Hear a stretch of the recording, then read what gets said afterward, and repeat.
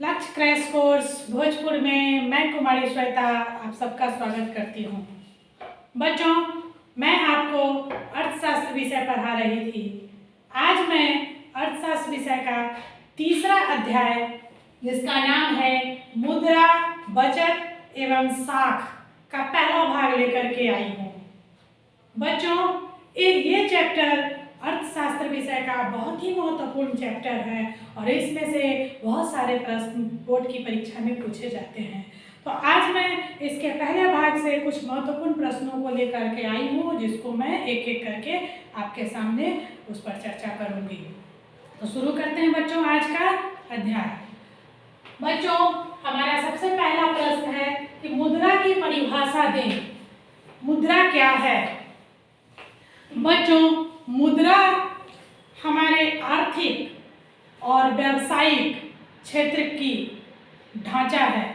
एक तरह से मुद्रा जो है हमारे आर्थिक क्षेत्र में और व्यावसायिक क्षेत्र में बहुत ही महत्वपूर्ण स्थान रखता है। शायद इसीलिए मुद्रा को आर्थिक अर्थव्यवस्था की रीढ़ भी कहा जाता है। तो बच्चों, हमारा प्रश्न है कि मुद्रा की परिभाषा दें। मुद्रा क्या है? इसका उत्तर होगा बच्चों कि मुद्रा विनिमय का वह माध्यम है जो वस्तुओं के मूल्य चुकाने तथा अन्य व्यावसायिक दायित्वों को निपटाने में इस्तेमाल किया जाता है। इसे सरकार द्वारा भी किया जाता है इस कार्य को, और यह सर्वमान्य होती है। प्रसिद्ध अर्थशास्त्री प्रोफेसर मार्शल ने कहा भी है कि मुद्रा वह धुरी है जिसके चारों ओर समस्त आर्थिक विज्ञान चक्कर काटता है। यानी इसीलिए स्पष्ट है कि मुद्रा जो है वो आर्थिक अर्थव्यवस्था की रीढ़ माना जाता है। स्पष्ट हो गया बच्चों मुद्रा की परिभाषा। इसके बाद हमारा दूसरा प्रश्न है कि प्लास्टिक मुद्रा क्या है? प्लास्टिक मुद्रा से आप क्या समझते हैं? तो बच्चों, प्लास्टिक मुद्रा मुद्रा का आधुनिकतम रूप है जिसके माध्यम से महानगरों में खरीदारी की जाती है अथवा एटीएम से पैसे की निकासी भी की जाती है। इसका सबसे बड़ा लाभ यह है कि ढेर सारी कागजी मुद्रा को साथ लेकर के चलने की जरूरत नहीं पड़ती है और जरूरत के हिसाब से इसका प्रयोग कर भुगतान किया जा सकता है तथा वस्तुओं का क्रय विक्रय भी किया जा सकता है। अब आजकल छोटे छोटे शहरों में भी इसका प्रचलन तेजी से बढ़ रहा है। एटीएम कार्ड, क्रेडिट कार्ड, ये सब जो है प्लास्टिक मुद्रा का उदाहरण है। स्पष्ट हो गया बच्चों? हमारा तीसरा प्रश्न है कि धात्विक मुद्रा से आप क्या समझते हैं?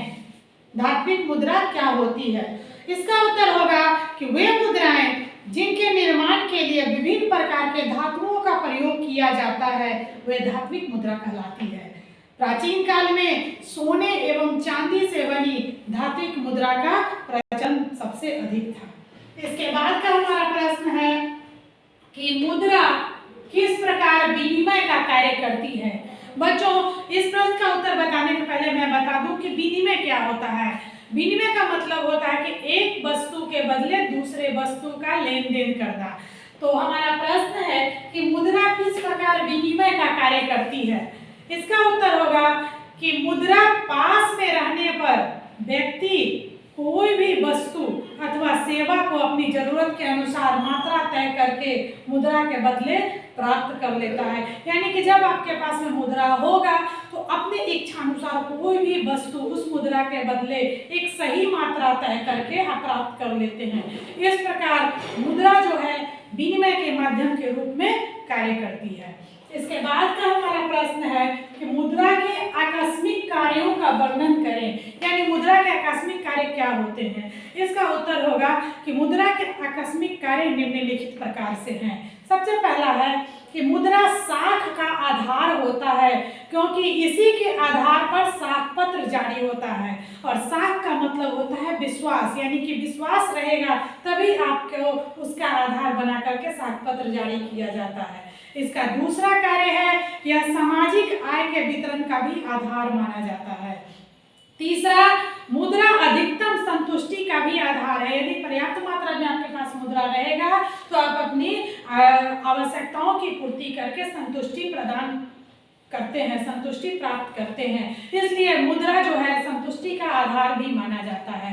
और इसका चौथा कार्य है कि मुद्रा के द्वारा शोधन क्षमता की गारंटी प्रदान की जाती है।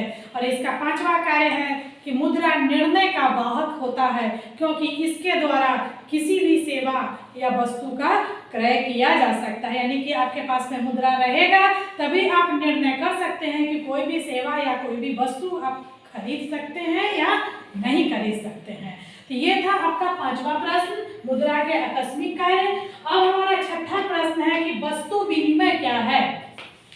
बार बार आपके सामने बच्चों विनिमय शब्द आ रहा है, जिसका मैंने एक साधारण बोलचाल की भाषा में बताया, वस्तुओं का लेन देन विनिमय होता है। लेकिन अब हमारा प्रश्न है कि वस्तु विनिमय क्या होता है। इसका उत्तर होगा कि जब किसी वस्तु या सेवा का विनिमय किसी अन्य वस्तु या सेवा के साथ प्रत्यक्ष रूप से किया जाता है तो उसे वस्तु विनिमय कहते हैं। इसके अंतर्गत वस्तु की प्रत्यक्ष रूप से अदला बदली होती है, यानी एक वस्तु देकर के उसके बदले में दूसरा वस्तु प्राप्त करना। उदाहरण के लिए एक किसान गेहूं देकर जुलाहे से कपड़ा प्राप्त करता है और यह क्रिया जो है वस्तु विनिमय क्रिया कहलाती है। स्पष्ट है। अब हमारा सातवां प्रश्न है कि विनिमय के सामान्यतः कितने रूप होते हैं। वस्तु विनिमय प्रणाली की सबसे बड़ी समस्या क्या थी। विनिमय कितने तरह के होते हैं और वस्तु विनिमय प्रणाली की सामान्यतः समस्या क्या थी।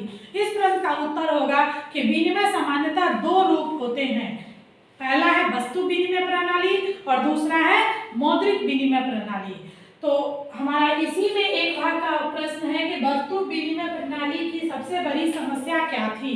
तो बच्चों, वस्तु विनिमय प्रणाली की सबसे बड़ी समस्या यह थी कि जब एक वस्तु के बदले दूसरे वस्तु को दिया जाता है तो उसका मूल्य निर्धारित करना कठिन हो जाता है, क्योंकि यह आवश्यकता का दोहरा संयोग यह एक बड़ी समस्या बन जाती है। यानी कि मान लेते हैं कि किसान गेहूं देता है तो उसकी कीमत के बदले अगर जैसे कि हमने पहले बताया कि एक किसान गेहूं के बदले चुलाहे से कपड़ा लेता है तो गेहूं की कीमत कुछ और होगी और कपड़े की कीमत कुछ और होगी, यानी कि एक समान कीमत नहीं होती। तो यह वस्तु विनिमय प्रणाली की समस्या होती है। इसके अलावे अगर हमको आवश्यकता है कपड़े की तो हम समझौता करेंगे कि चलो जो गेहूं की कीमत होगी उतना ही कीमत में हम उस कपड़े को ले लें। तो यह एक दोहरे संयोग की समस्या बनी रहती है। यही वस्तु विनिमय प्रणाली की समस्या है। बच्चों, स्पष्ट हो गया। आज के वीडियो में इतना ही। अगले वीडियो में पुनः मैं इसी चैप्टर को आगे बढ़ाते हुए आपके सामने फिर उपस्थित होंगी। तब तक के लिए धन्यवाद।